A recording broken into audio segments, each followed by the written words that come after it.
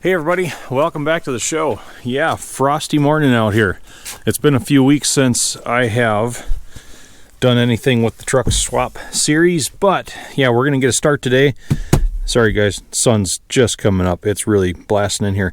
We're gonna get a start today on swapping out the dash panels between Big Red and Old Blue. So we're gonna go through this fast because I just have today and I want to get at least one of these back in service. Odds are very good that I'm not going to get both of these trucks put completely back together today. We're going to see how far we can get. So we're not spending a lot of time on it. Video is going to be a little lacking in details likely on this one, but all we've done so far for prep work is remove these kick panels on each side. That was the only step that we needed to redo from the prior interior swap episodes. You can go back and I showed you how to take those off and put those on last time. So first thing I'm going to do is drop the steering column out of this one, just get that whole thing right out of my way.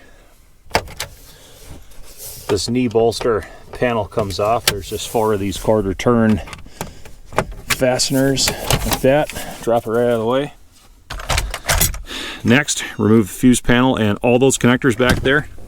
Disconnect all of them. So this box will stay with this truck because there are circuits in here that are pertinent to this vehicle. The main difference between Big Red and Old Blue: Big Red has the automatic 4-wheel drive, Old Blue has the manual 4 with the lever on the floor.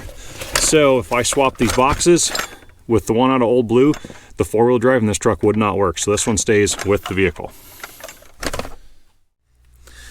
Okay, quick catch up on what's happened. You've got 4 studs with nuts that retain the steering column to the dash panel. Removed all those, dropped it down. Next, I removed the shrouds from the column. You have to remove the multifunction switch to get at the 2 connectors for it. I also disconnected the connector and wire for the overdrive cancel switch up on the shifter. Down here we have, here's your shift interlock connector, disconnected that. Ignition switch connector, disconnected that.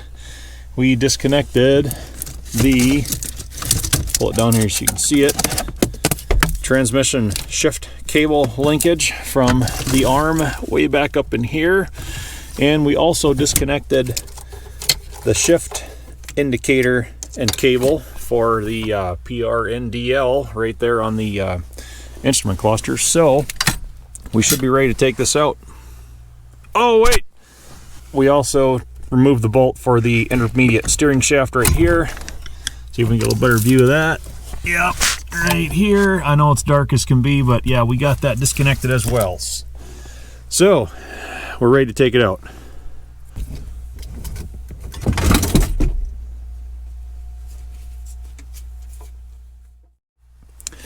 As long as we're in the neighborhood down here, I removed both the nuts for the parking brake release handle.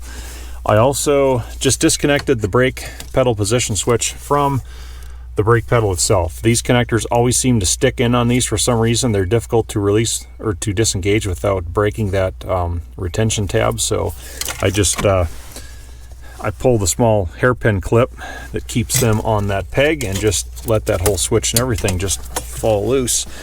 One thing that's oftentimes overlooked as well is this tiny little connector right here. That is for the parking brake switch, which illuminates the indicator up on the cluster. So we got that small connector disconnected, so we should be about done down here.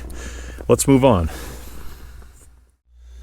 Next, we'll pull the radio out, and normally there's a couple of horseshoe shaped tools that go in there and release clips on each side. If you have a small screwdriver and you know where to pry, you can get in there and accomplish the same task. So once you release those clips on each side, connector here, antenna cable there, pull those out, radio will come out of your way.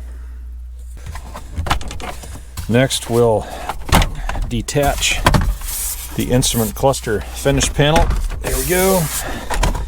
Chip that down. We've got headlight switch connectors have to be disconnected. We have the 4x4 control switch has to be disconnected. Airbag deactivator switch, power point, disconnect all of those. Now that the finish panel is out of the way, next thing you want to do is get the cluster out. There's 4 bolts around the perimeter. It pulls out. We have a connector there and there that both need to be disconnected. Then we can remove this. This is another piece that stays with the vehicle. If you get caught swapping clusters around to get different odometer readings, they will reopen Alcatraz just for you.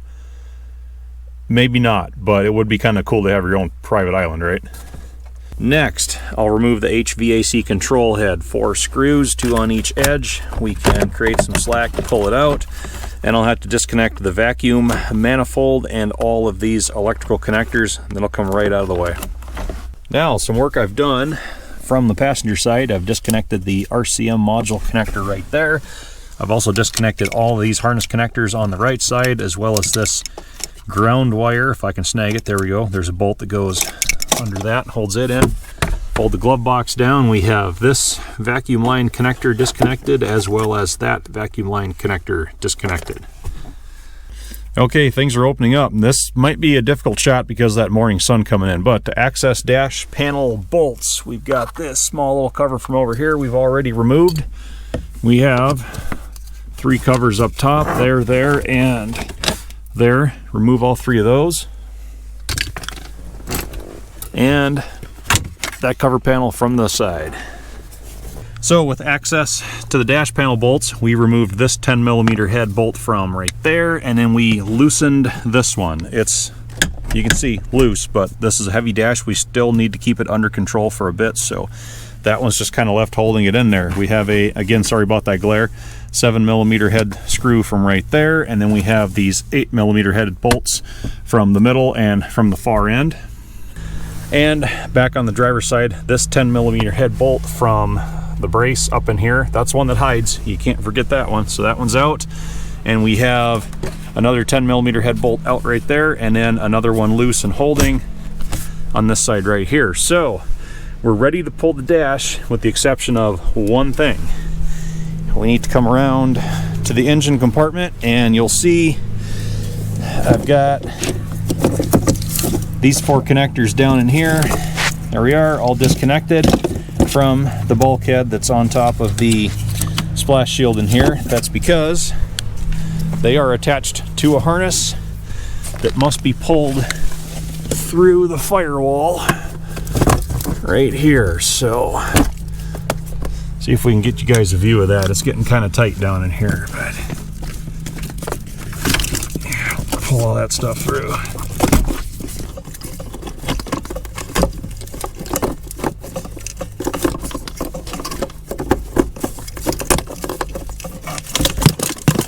There we are.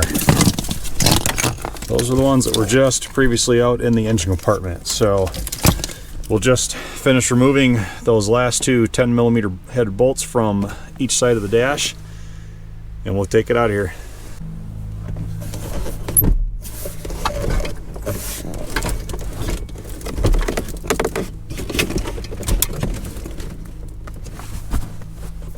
And now that we have the dash panel laid back, we have access to the electrical connector for that blend door actuator. It's a good time to get that disconnected. And the final step is to pull the radio antenna out from behind the panel. That's one thing that's mildly annoying about these style dashes in these trucks. They don't give you an inline connector for this radio antenna. Most times they give you an inline connector down here with the rest of those that we took off down in that corner, and you can just pop that apart. But this has to be pulled out of the entire dash.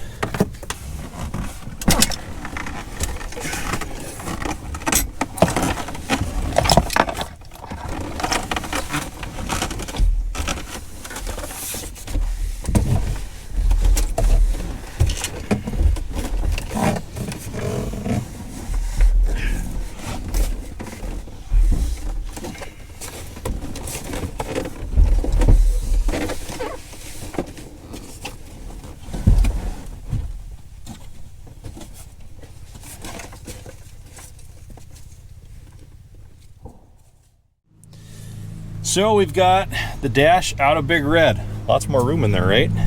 Look at this. If we can get rid of that glare. We've got the dash out of Old Blue as well. So I'll show you what I just finished doing over here. I had to get the whole wiring harness out of Old Blue's dash. Reason being, oh, we're hung up. There we go. Reason being, this harness has to go into the dash. It's going back into Old Blue because the difference is that auto 4-wheel drive that Big Red has. Because the auto 4-wheel drive, Old Blue's dash harness does not have some of the connectors and relays that Big Red's needs. So that harness will go in this dash, this harness will go in that dash. Once I finish that swap, we'll start popping these back in. Alright, so dash wiring swap is complete. You can see I've got the tan one placed in Old Blue just to keep it out of my way, and I'll show you one other thing I forgot to mention during the whole wiring harness swap between these two was I also needed to bring over the 4x4 control module. That's another item that, well, it's very important. The 4-wheel drive would not work on Big Red if that thing does not come with the wiring. So very, very important on two different trucks with two different level equipment packages. You need to keep all of the electrical the same. So let's put it in.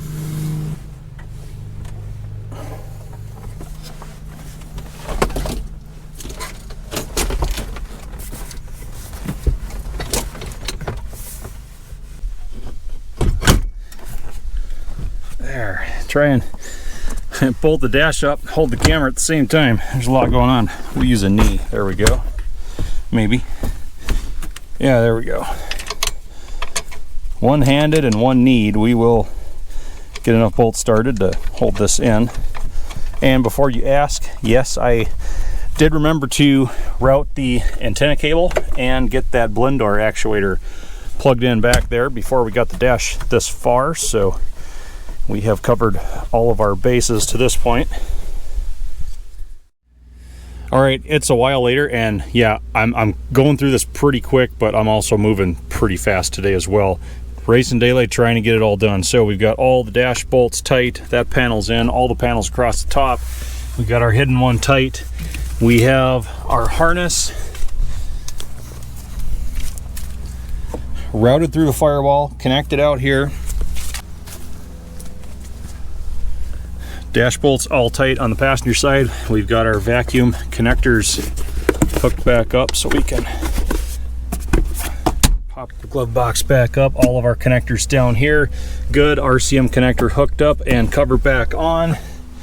×2. Both trucks are done to this point. There. Radios in. HVAC control panel in. Instrument cluster in. Finish panel in. Steering column next. Let's keep rolling.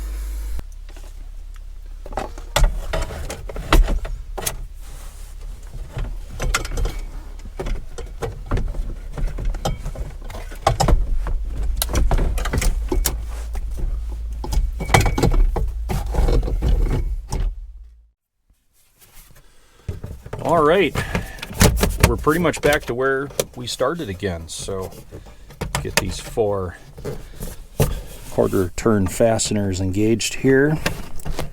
Getting them all lined up is the tricky part. Oh, come on. There we go. And with that, we've got the interior swap complete. We'll just do a quick fire up here just to make sure. Gauges are all working. Everything's all proved out. That's just door ajar. That's just to let me know the seat belt is not fastened. And we got radio. Let's check. I can hear the blend door. Blower speed. All that's good. All right. And tell you what else.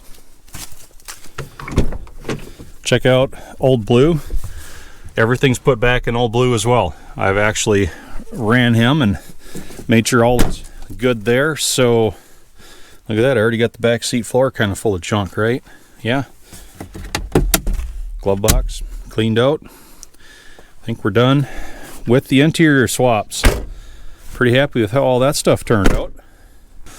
So we'll close this side up too. And yeah, I'm gonna peel all that stuff off there one of these days. These things take time, right? So, all right, that much is done. And yeah, I was out here the other day just kind of messing around, and I did already swap the grill. and the headlights out from Old Blue because, well, the stuff that was on Old Blue wasn't all sun-baked like that, cloudy like that. So all that stuff swapped around, and look at that. We beat the sun. The sun is not completely down yet, and that was a lot of work to do to 2 trucks, swapping those dashes in one day, but everything went just great. I didn't have any problems, and everything came apart well and went back together well. So it's nice when things finally work like they should, right? We have snowplow mount left to go, and then I'm probably going to be done with Old Blue for good after that. I'm not sure if I'm going to throw that up on YouTube or not. I might if I'm in a good mood. I don't know. A little bit of work left, but for the most part, interior swap is done. So thanks for watching, everybody. Please tune in again.